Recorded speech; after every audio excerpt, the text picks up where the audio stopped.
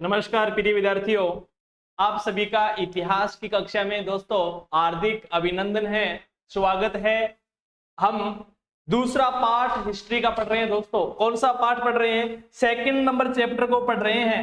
राजा, किसान और नगर के बारे में चर्चा की है और उसका एक पार्ट हमने पहले पढ़ लिया है। आज अपन पढ़ेंगे उसका दूसरा पार्ट पढ़ेंगे दोस्तों, ठीक है ना जी? बिल्कुल। सेकंड चैप्टर होगा राजा, किसान और नगर।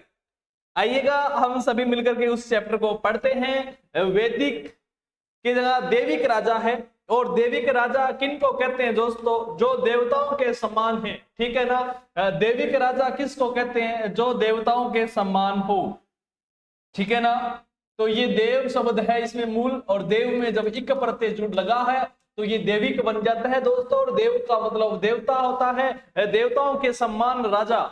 देखिएगा, राजाओं के लिए उच्च स्थिति प्राप्त करने के लिए एक साधन विभिन्न देवी देवताओं को साथ जोड़ना था, ठीक है ना। मध्य एशिया से लेकर के पश्चिमोत्तर भारत तक शासन करने वाले कुषाण शासकों ने, कौन से शासक हैं?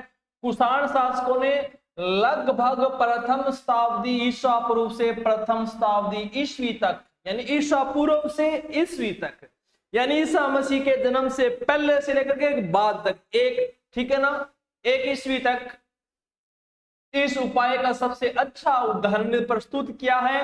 कुछ कुषाण इतिहास की रचना अभिलेखों, कुषाण जो है उनके इतिहास की रचना अभिलेखों और साहित्य परंपराओं के माध्यम से प्रस्तुत की गई है दोस्तों, ठीक है ना। जिस प्रकार के राजधर्म को कुषाण शासकों ने प्रस्तुत करने की इच्छा की, उसका सर्वोत्तम प्रमाण उनके सिक्के और मूर्तियों से प्राप्त होता है। तो हम प्राप्त जानकारी रखनी है कि कुषाण जो शासक थे, किस धर्म के कुषाण, इन कुषाणों की जानकारी किन से मिलती है दोस्तों? एक तो मिलती है सिक्कों से। किन से मिलती है? सिक्कों से, ध्यान रखना। और दूसरी मिलती है दोस्तों मूर्तियों से। किन से? मूर्तियों से। कुषाणों का शासन, इन दो चीजों से ज्यादा अध्ययन हमें पता चलता है, ठीक है ना। हाँ, उसके बाद देखिएगा, उत्तर प्रदेश में मथुरा के पास माट के एक देवस्थान पर कुषाण शासकों की विशालकाय मूर्तियां लगाई गई थी। प्रश्न आ सकता है कि मथुरा के पास या मथुरा में माट के पास किस स्थान पर कुषाण शासकों की बहुत बड़ी मात्रा में मूर्तियां मिली है? तो वो कुषाण की एक देवस्थान नामक पर मिली है, ठीक है ना। कौन से वंश के शासकों की? तो कुषाणों की, ये भी ध्यान रख लेना। अफगानिस्तान के एक देवस्थान पर भी इस प्रकार की मूर्तियां मिली है। कुछ इतिहासकारों का मानना है कि इन मूर्तियों के जरिए कुषाण स्वयं को देव तुल्य प्रस्तुत करते थे। क्या करते थे? देव तुल्य प्रस्तुत करना चाहते थे। कई कुषाण शासकों ने अपने नाम के आगे देवपुत्र की उपाधि भी लगाई, ठीक है ना। कुषाण अपने जो राजा थे कुषाण वंश के, वो राजा उपाधि लगाते थे। जो राजा सर्वश्रेष्ठ होता था, ठीक है ना, जो राजा उदार होता था, वो अपने नाम के आगे देवपुत्र की उपाधि धारण करता था। प्रश्न पुटअप हो सकता है कि देवपुत्र की उपाधि किस वंश के शासक अपने नाम के आगे लगाते थे? तो कुषाण वंश के शासक, ठीक है ना, जो स्वयं को क्या मानते थे? स्वर्ग पुत्र कहलाते थे, ठीक है ना। चौथी शताब्दी ईस्वी में गुप्त साम्राज्य सहित कई बड़े साम्राज्यों के साक्ष्य मिलते हैं। इनमें से कुछ साम्राज्य सामंतों पर निर्भर थे, अपना निर्भय स्थानीय संसाधनों द्वारा करते थे, जिसमें भूमि पर नियंत्रण भी शामिल था। वे शासकों का आदर करते थे, उनकी सैनिक सहायता भी करते थे। जो उसे शक्तिशाली होते थे वे राजा भी बन जाते थे, और राजा दुर्बल होते थे ये बड़े शासकों के अधीन हो जाते थे। ये बातें तो चलती रहती है कि जो दुर्बल है वो उसके अधीन रहता था, जो ताकतवर होता है वो शासक बन जाता था। ये बातें तो दोस्तों लगभग हर वंश में ही चलती रहती है, ठीक है ना। हाँ,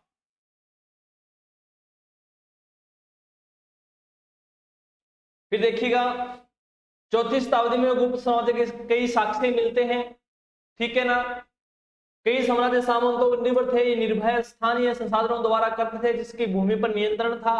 और उनके गुप्त शासकों का इतिहास साहित्य, सिक्के और अभिलेखों की सहायता से लिखा गया था। तीन चीजें हैं, साहित्य है, सिक्के हैं, अभिलेख हैं। इनकी सहायता से पूरे गुप्त शासकों का दोस्तों इतिहास लिखा गया है। साथ ही कवियों द्वारा अपने राजा या स्वामी की प्रशंसा में लिखी गई प्रशस्तियां भी उपयोगी रही है। प्रशस्तियां क्या होती है? किसी राजा की बातों को प्रस्तुत करना, ठीक है ना। यद्यपि इतिहासकार इन रचनाओं के द्वारा ऐतिहासिक तथ्य निकालने का प्रयास किया।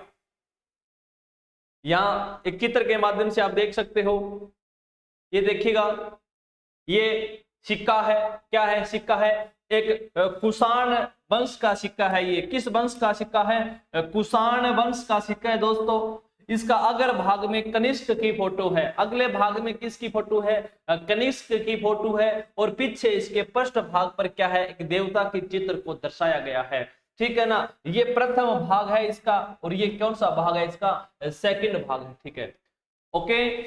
हाँ, ये देखिएगा, बिल्कुल ये देवता, ये सिक्का है। इससे हमें कुषाण वंश, देखिए सिक्का और मूर्तियां दो मिली है कुषाण वंश को जानकारी प्राप्त करने के लिए, ठीक है ना। और यहाँ एक कनिष्क राजा की चित्र मिला है, एक कनिष्क राजा की फोटो है प्रथम भाग पर। द्वितीय में उनके कोई पूजनीय देवताओं की चित्र रहा है। इसमें क्या लिखा गया है ये पढ़ते हैं। पांडे सरदार सेनगुप्त वन की वन यात्रा, देखिएगा यह तमिल महाकाव्य शिल्पाधिकारम का एक अंश है। जब वह वन की यात्रा पर थे, कौन थे वन की यात्रा पर? सेनगुतुवन यात्रा कर रहे हैं, वो वन की यात्रा पर थे, तो लोग उसे नाचते गाते हुए पहाड़ों से उतरते, ठीक उसी तरह जैसे पराजित लोग विजय का आदर करते हैं।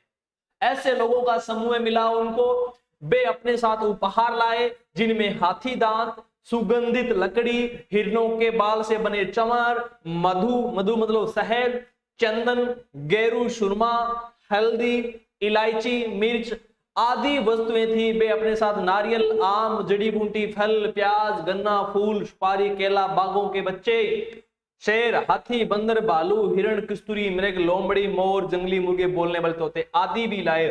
तो इससे पता चलता है कि यहाँ बहुत सारे पक्षी, जानवर, फल फ्रूट और मसालों यहाँ देखने को मिला है, वनों से प्राप्त, ठीक है, ओके। अब देखिएगा राजा, किसान और नगर, इसी ये चैप्टर का नाम है, ठीक है ना। राजा, किसान और नगर ही चल रहा है। लेकिन उनके रचयिता तथ्यात्मक विवरण की अपेक्षा उन्हें काव्यात्मक ग्रंथ मानते थे। उदाहरण के तौर पर वे इलाहाबाद स्तंभ अभिलेख के नाम से प्रसिद्ध प्रयाग प्रशस्ति की रचना हरिसेन, जो स्वयं गुप्त सम्राटों के संभवतः सबसे शक्तिशाली एवं सम्राट समुद्रगुप्त के राजकवि थे। यहाँ का सबसे शक्तिशाली राजा कौन था? समुद्रगुप्त माना जाता है। कौन माना जाता है? समुद्रगुप्त, ठीक है ना। और इस समुद्रगुप्त का इसके दरबार में एक कवि रहता था। कौन रहता था दोस्तों? एक कवि रहता था। उस कवि का क्या नाम था? ये देखिएगा, अभिलेख के नाम से प्रसिद्ध प्रयाग प्रशस्ति की रचना, ये नाम है कवि का हरिसेन। हरिसेन कवि है, हरिसेन। और उन्होंने अपनी एक प्रशस्ति बताई, प्रयाग प्रशस्ति। क्या बताया? प्रयाग प्रशस्ति लिखा, और इसके अंतर्गत उनकी विजयों का वर्णन किया गया है। बलुआ पत्थर से बनी कुषाण राजा की एक मूर्ति। इस मूर्ति में ऐसा क्या विशेषता है जो ऐसे लगता है कि ये राजा की मूर्ति है? क्योंकि इसके ऊपर गर्दन नहीं है। गर्दन के बगैर देखो ऐसा क्या प्रतीत होता है कि ये राजा की मूर्ति है। देखो देखो भाई, ये देखिएगा, इससे हमें लगता है, क्योंकि ये एक चोंगा कोट पहन रखा है और तलवारें वगैरह भी साथ में है, तो एक शाही ड्रेस है। इसे अंदाजा लगा सकता है कि संभवतः इस ड्रेस को राजा ही पहनते होंगे, संभवतः इस ड्रेस को राजा ही पहनते होंगे, ठीक है ना। हाँ, इस समुद्रगुप्त की जो प्रशस्ति है इसके बारे में पढ़ते हैं दोस्तों, ध्यान रखिएगा। यह प्रयाग प्रशस्ति का एक अंश है। धरती पर उनका कोई प्रतिद्वंदी नहीं था। अनेक गुणों और शुभ कार्यों से संपन्न उन्हें अपने पैर के तलवे से अन्य राजाओं को यश को मिटा दिया था। वे परमात्मा पुरुष हैं, साधु की समृद्धि और असाधु के विनाश के कारण वे अज्ञेय हैं, जिसको कोई जीत नहीं सकता है। उनके कोमल हृदय को भक्ति और विनय से ही वश में किया जा सकता है। वे करुणा से भरे हुए हैं। वे अनेक सहस्त्र गायों के दाता हैं। सहस्त्र माने हजार होती है, हजारों गायों के दाता हैं। उन्हें मस्तिष्क की दीक्षा दीन दुखियों, बिरहणियों और पीड़ितों के उद्धार के की। वे मानवता के लिए दिव्यमान उदारता की प्रीति मूर्ति है। वे देवताओं में कुबेर है। देवताओं में कुबेर है। कुबेर क्या था? धन का देवता था कुबेर दोस्तों। वरुण की उपाधि दे गई है। वरुण क्या था? समुद्र का देवता था। और इंद्र देवता की भी उसको उपाधि दी गई है। और यम मृत्यु देवता के समान तुल्य हैं दोस्तों। ये उपाधि किसको दी गई है? ये समुद्रगुप्त को दी गई है, ठीक है ना। ये क्या है? ये एक प्रशस्ति पत्र है दोस्तों। ये क्या है? प्रशस्ति पत्र है। ये प्रशस्ति पत्र किस राजा का है? समुद्रगुप्त का है। किसने लिखा था? ये हरिसेन ने लिखा था। किसने लिखा था? हरिसेन ने लिखा था। और हरिसेन एक राजकवि था समुद्रगुप्त के दरबार में, ठीक है ना। इस बात को ध्यान रखिएगा। चले अब आगे।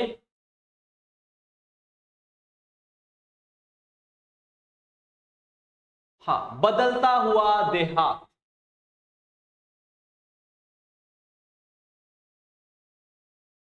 जनता में राजा की छवि।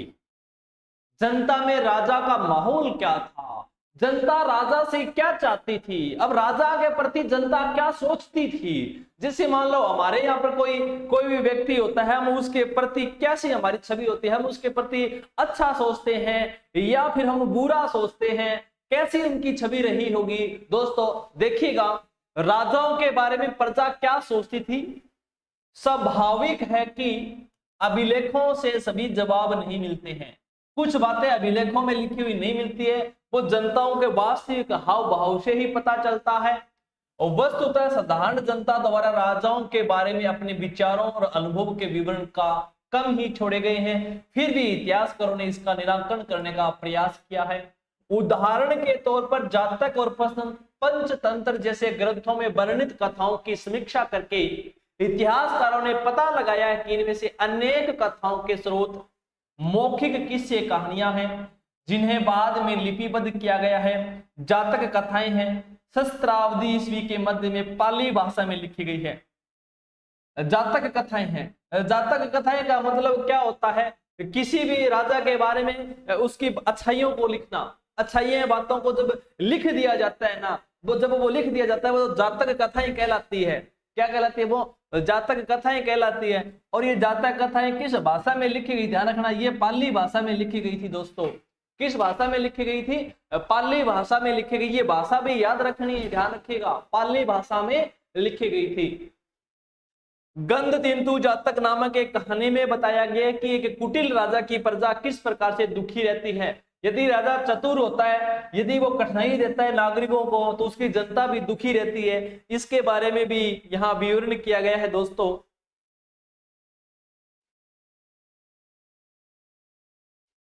ठीक है ना। इन लोगों में वृद्ध महिलाएं यानी बूढ़ी महिलाएं, पुरुष, किसान, पशुपालक, ग्रामीण बालक और यहाँ तक कि जानवर भी शामिल हैं। जब राजा अपनी पहचान बदलकर प्रजा के बीच में यह पता लगाने गया कि लोग उसके बारे में क्या सोचते हैं, तो एक एक करके सबने अपने दुखों के लिए राजा को भला बुरा कहा। उनकी शिकायत थी कि रात में डकैत उन पर हमला करते हैं तो दिन में कर इकट्ठा करने वाले अधिकारी। ऐसी परिस्थिति में बचने के लिए लोग अपने अपने गांव छोड़कर जंगल में बस गए। अब क्या होता है कि राजा अपना भेष बदल लेता है। राजा अपना भेष बदल के लोगों के बीच में जाता है और सोचता है कि लोग मेरे प्रति क्या सोचते हैं। अब जब वो लोगों से रूबरू होते हैं तो लोग देखते हैं, लोग अपनी बातें उनको बताते, कहते हैं कि भाई हम तो मारे गए हैं, हम तो मारे गए हैं कि रात में हमारे यहाँ पे डाका डलता है, यानी चोर आ जाते हैं। जो कुछ भी धन माया छुपा रखी है वो चोर आ जाते हैं और लूट करके ले जाते हैं। तो हम तो वैसे ही परेशान हैं। और बचा हुआ कुछ माल होता है तो दिन में राजा के लोग आ जाते हैं, वो कहते हैं कि लाओ कर दो। तो भाई अब हम क्या करें? अब इस गांव में रहेंगे तो राजा की खेती भी करनी पड़ती है, अब खेती करेंगे तो राजा कर भी लेता है। तो क्या हुआ, लोग अपने गांव को छोड़ करके धीरे धीरे कहां बसने लगे दोस्तों? जंगलों की ओर प्रस्थान करने लग गए। कहां, जंगलों की ओर जाने लगे। तो इसे पता चलता है, जैसा कि इस कथा से पता चलता है कि राजा और प्रजा, विशेषकर ग्रामीण प्रजा के बीच संबंध तनावपूर्ण रहते थे। ठीक है ना। हाँ, राजा और जनता के बीच में तनावपूर्ण रिश्ते हो गए, क्योंकि जनता करों से परेशान थी, क्योंकि शासक अपने राजकोष को भरने के लिए बड़े बड़े कर की मांग करते थे। राजा को बस एक ही कि अपना खजाना भरा जाए, अपना खजाना भरे जाए, तो बड़े बड़े लोगों पर कर लगा देते थे। ठीक है ना, जिससे किसान खास तौर पर त्रस्त रहते थे। त्रस्त का मतलब क्या होता है, भूखे रहते थे। ठीक है ना।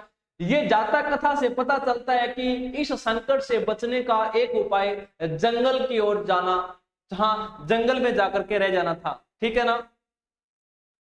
इस बीच करों की बढ़ती मांग को पूरा करने के लिए किसानों ने उपज बढ़ाने के लिए उपाय ढूंढने शुरू किए कि भाई उपज कैसे बढ़ाई जाए, धन को ज्यादा इकट्ठा कैसे किया जाए। कुछ लोग तो छोड़ के जंगल में चले गए थे। तो ये बातें थी, राजा के प्रति उनकी छवि थी।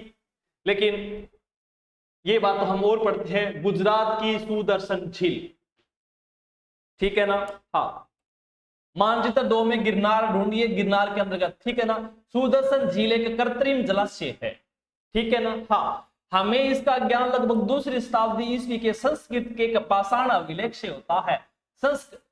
सुदर्शन झील का पता कैसे चलता है, ये पाषाण अभिलेख से पता चलता है। और ये पाषाण अभिलेख किस भाषा में लिखा गया था, तो दोस्तों ये संस्कृत भाषा में लिखा गया था। किस भाषा में लिखा गया था, संस्कृत भाषा में लिखा है।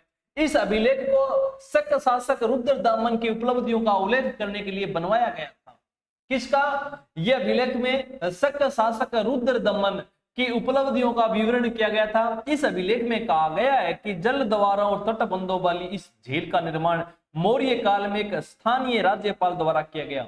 इस झील का निर्माण कब किया गया है दोस्तों, मौर्य काल में किया गया है। कब किया गया है, मौर्य काल में किया गया, ध्यान रखना, एक राज्यपाल द्वारा किए गए। लेकिन एक भीषण तूफान के कारण इसके तटबंध टूट गए थे। जो झील बनाई गई थी ना, झील की जो तट होते, जो किनारे होते हैं ना, वो टूट गए कि तूफान के कारण, और सारा पानी बह गया। बताया जाता है कि तत्कालीन शासक रुद्रदमन ने इस झील की मरम्मत अपने खर्चे से करवाई थी। यानी रुद्रदमन ने उस झील की पुनः मरम्मत करवाई। पुनः मरम्मत यानी दोबारा उसके तटों को निर्माण करवाया गया, और इसके लिए अपनी प्रजा से कर भी नहीं लिया था। ये रुद्रदमन ने लिखते हैं इस अभिलेख में कि वो उन्होंने अपना खुद के खर्चे से, यानी खुद के पैसों से, अपने राजकोष से उस झील का पुनर्निर्माण करवाया, और लोगों से कर के रूप में चंदा इकट्ठा नहीं किया।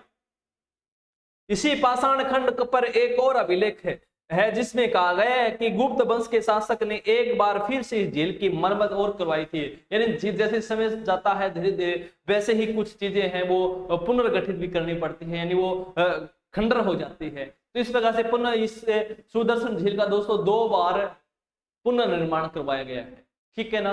ओके, ये जानकारी किससे मिलती है, हमें अभिलेखों से मिलती है, ध्यान रख लेना। उपज बढ़ाने के तरीके। अब किसान सोचते हैं कि भाई उपज कैसे बढ़ाई जाए, उपज बढ़ाने के वो तरीके सोचते हैं। क्या सोचते हैं, तरीके सोचते हैं कि उपज को कैसे बढ़ाया जाए। अब देखिएगा, उपज बढ़ाने का एक तरीका हल का प्रचलन था। ठीक है ना। पहले हल से खेती नहीं करते थे, अब हल से खेती नहीं करेगी तो थोड़ी ही दूरी में खेती की जाएगी। अब जब हल होगा तो काफी एरिया में खेती की जा सकती है। तो दोस्तों यहाँ हल का प्रचलन था, जो 6ठी शताब्दी ईस्वी से ही गंगा और कावेरी की घाटियों के उर्वर कछारी क्षेत्र में फैल गया। उर्वर कछारी का मतलब कछारी मिट्टी है, और उर्वर मतलब उपजाऊ भूमि। वहां ये जिन क्षेत्र में भारी वर्षा होती थी, वहां लोहे के फाल वाले हलों के माध्यम से उर्वर भूमि की जुताई की जाने लगी। लोहे के हल, ध्यान रखना, पहले पाठ में हमने पढ़ा था लकड़ी के हल, मिट्टी के हल, अब है लोहे का हल। ध्यान रखना, लोहे का हल। ठीक है ना। इसके अलावा गंगा की घाटी में धान की रुपाई की वजह से उपज में भारी वृद्धि हुई, और लोग वहां अब किसकी बिजाई करने लगे, धान की रुपाई करने लगे। ठीक है ना। हाँ, उपज में भारी वृद्धि होने लगी। हालांकि किसानों को इसके लिए कमर तोड़ मेहनत करनी पड़ती थी। यद्यपि लोहे के फाल वाले हल की वजह से फसलों की उपज बढ़ने लगी, लेकिन ऐसे हलों का उपयोग उपमहाद्वीप के कुछ ही हिस्सों में हो पाया था। तो पूरे उस महाद्वीप में लोहे के हल प्राप्त नहीं थे, कुछ ही भागों में लोहे के हल थे जहां से लोगों ने खेती प्रारंभ करना किया, और फिर उसमें धान भी उगाई जिससे उनको अच्छी उपज मिली। ठीक है ना, तो ये दो कारण इसका, लोहे के हल और धान। ठीक है ना, ये गंगा और यमुना नदी है, उसके उर्वर भूमि, उपजाऊ भूमि के अंतर्गत ये फसलें पैदा की गई है, ध्यान रखिएगा। ठीक है, धान की रोपाई उन क्षेत्रों में की जाती है जहां पानी बहुतायत मात्रा में होता है, यानी धान की जो खेती होती है ना, वहां पानी पूरा भरा रहता है, दिन रात उसमें पानी रहता है, ऐसी बड़ी बड़ी क्यारियां होती हैं और उसमें पानी रहता है, और फिर वहां उनमें ऐसे धान रोपी जाती है। ठीक है ना, इस प्रकार से, तो मतलब पानी पूरा एरिया चाहिए वहां पर पानी का। इससे पहले धान के बीज अंकुरित करके पानी से भरे खेतों में पौधे की रोपाई की जाती थी, चूंकि ज्यादा मात्रा में पौधे बच जाती थी, अतः इससे धान की उपज बढ़ जाती थी। ठीक है ना, हाँ, तो पहले तो उसका बीज तैयार करना पड़ता था, पौधे तैयार करने पड़ते थे, इतने बड़े बड़े पौधे होने के बाद में फिर उनकी रोपाई की जाती थी जमीन में। ओके, फिर वो धान पैदा होता था और वहां बहुत सारा पानी की जरूरत थी धान की फसलों में। आजकल भी आप देखते हो धान की खेती देखा होगा आपने, तो पूरा वो धान है, खेत है, वो पानी से भरा होता है, वहीं पर ही धान की फसल उगाई जा सकती है। ओके, यस, चलो आगे। पंजाब और राजस्थान जैसी अर्ध शुष्क जमीन वाले क्षेत्रों में लोहे के फाल वाले हल का प्रयोग 20वीं सदी में हुआ। राजस्थान के अंतर्गत लोहे का जो हल था उसके प्रयोग दोस्तों 20वीं शताब्दी के लगभग किया गया था। ठीक है ना, किसान उपमहाद्वीप के पूर्वोत्तर और मध्य पर्वतीय क्षेत्रों में रहते थे, उन्होंने खेती के लिए कुदाल का उपयोग किया। पहले जो बिजाई का काम थे वो कुदाल से करते थे, कुदाल हाथ से खोदना फिर बीज उसे रोपना, तो थोड़ा सा उसमें समस्या होती थी। ठीक है ना, हाँ, उपज बढ़ाने का एक और तरीका कुओं, तालाब और कहीं कहीं नहरों के माध्यम से सिंचाई करना भी था, यानी पानी, फसलों को पानी देने का भी तरीका कुओं से और तालाबों से था। व्यक्तिगत लोगों और कृषक समुदाय ने मिलकर सिंचाई के साधन निर्मित किए। व्यक्तिगत तौर पर तालाबों, कुओं और नहरों जैसे सिंचाई साधन निर्मित करने वाले लोग प्राय राजा या प्रभावशाली लोग थे, यानी जिनके पास पैसे ज्यादा होंगे, धन संपदा अधिक होगी, दोस्तों स्वाभाविक सी बात है वो एक तालाब का या कुएं का निर्माण कर सकते हैं। जिनके पास खाने के लिए पैसे नहीं है, अनाज नहीं है, वो कैसे कुएं तालाब बनवा सकता है? तो संभवतः या तो वो बड़े बड़े व्यापारी लोग हो सकते हैं जिन्होंने कुएं तालाबों का निर्माण कराया, या फिर वो राजा हो सकते हैं। ठीक है ना, तो इन्होंने जिन्होंने अपने इन कामों का उल्लेख अभिलेखों में भी करवाया है। ओके, अब ग्रामीण समाज की विभिन्नताएं, ग्रामीण समाज कैसे था उनका, उनकी विभिन्नताएं कैसी है, लेकिन हम पहले इस चीज को पढ़ लेते हैं। मनुस्मृति आरंभिक भारत का सबसे प्रसिद्ध विधि ग्रंथ है। भारत का सबसे प्रसिद्ध विधि ग्रंथ कौन सा है? मनुस्मृति है दोस्तों। इसे संस्कृत भाषा में 2री शताब्दी ईसा पूर्व और 2री शताब्दी ईस्वी के बीच लिखा गया था। इस ग्रंथ में राजा को यह सलाह दी गई है, राजा को क्या सलाह दी गई है हम उसको पढ़ते हैं। ठीक है, चूंकि सीमाओं के अनिश्चितता के कारण विश्व में बार बार विवाद पैदा होता है।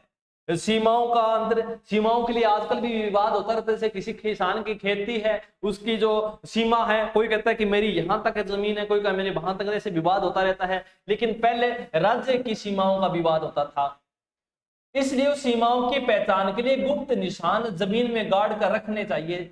जैसे कि पत्थर, सीमा कौन सी है तो वहां पर जमीन में या तो पत्थर गाड़ दो, हड्डियां, या फिर गाय के बाल, भूसी, राख, खपटे, गाय के सूखे गोबर, ईंट, कोयला, कंकड़ और रेत, उसे सीमाओं पर इसी प्रकार और अतत्व भूमि के छुपा कर गाड़नी चाहिए जो समय के साथ नष्ट न हो। ठीक है ना, जैसे मान लो यहाँ पर आपने पत्थर गाड़ दिया है या कोई भी चीज यहाँ पर लगा दी है, अब ये इधर सीमा हो गई, एक इधर सीमा हो गई, कुछ दिनों के बाद में यहाँ दोस्तों उसके ऊपर मिट्टी आएगी तो दिखने बंद हो जाएंगे। फिर इधर राज्य वाला कहेगा कि मेरी सीमा तो यहाँ तक है, तो वहां उसको खोद करके देखेंगे तो वो पत्थर है या गाय के बाल है या राख है, जो भी यहाँ डालना है वो हमें दिखाई देगा, तो पता चल जाएगा कि हाँ भाई आपकी इस चीज से इधर सीमा रेखा आपकी है और इस साइड में सीमा रेखा हमारी है। Okay, yes. ग्रामीण समाज की विभिन्नताएं, इसको पढ़ते हैं हम।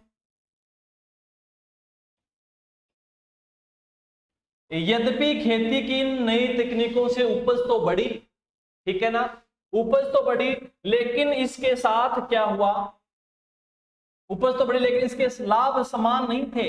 इस बात के प्रमाण मिलते कि खेती से जुड़े लोगों में उत्तरोत्तर भेदभाव बढ़ता जा रहा था।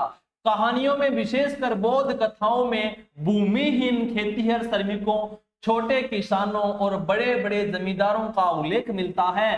पाली भाषा में गृहपति का प्रयोग छोटे किसानों और जमींदारों के लिए किया जाता था। बड़े बड़े जमींदार और ग्राम प्रधान शक्तिशाली माने जाते थे। दोस्तों यहाँ पर जो बड़े लोग हैं, शक्तिशाली जो लोग हैं ना, वो तो क्या करते थे कि अपने खेतों में तालाब या कुएं का निर्माण करवा लेते थे, जिससे वो सिंचाई के लिए पानी उपलब्ध हो जाता था और उनके पास अनाज अधिक मात्रा में उपलब्ध हो जाता था। लेकिन जो छोटे किसान होते हैं उनके पास इतने पैसे नहीं है, तो दोस्तों वो फिर सिंचाई कैसे करें, तो उनमें आपस में क्या हो गया, टकरार हो गया, उनमें भेदभाव हो गया है। तो ग्रामीण गांव के जो लोग हैं उनका जो समाज है ना, वो अलग अलग बंट गया। एक तो शक्तिशाली के रूप में, एक निमंत्रण के रूप में। आज भी आप कई गांव में देखते हो शक्तिशाली लोग होते हैं, गरीबों की श्रेणियां में होते हैं, उनके साथ बोलते भी नहीं है। ये इस प्रकार का भेदभाव दोस्तों इस काल से ही चला आ रहा है। बाकी ये ऐसा होना नहीं चाहिए था, ठीक है ना। हाँ, और एक बात और ध्यान रखना, ये जो छोटे किसान जो जमींदार होते हैं उनको पाली भाषा में क्या कहा गया, गृहपति कहा गया। ध्यान रखना, गृहपति।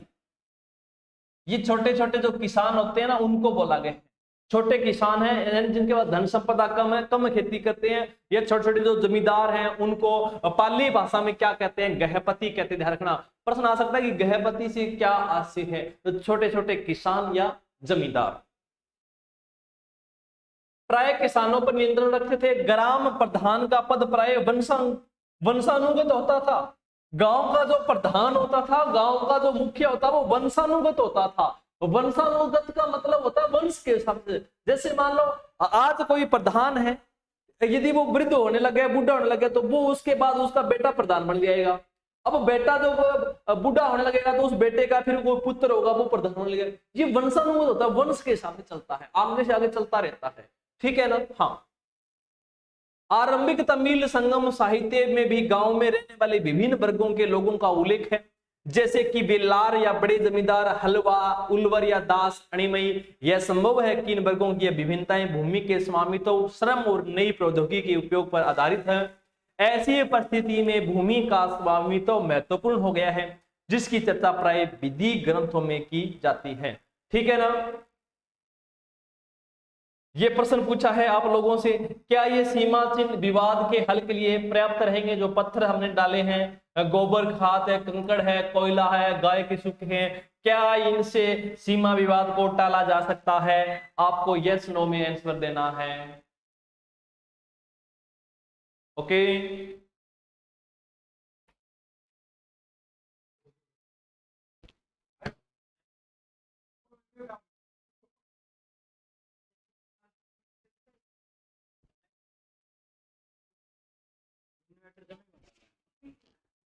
एक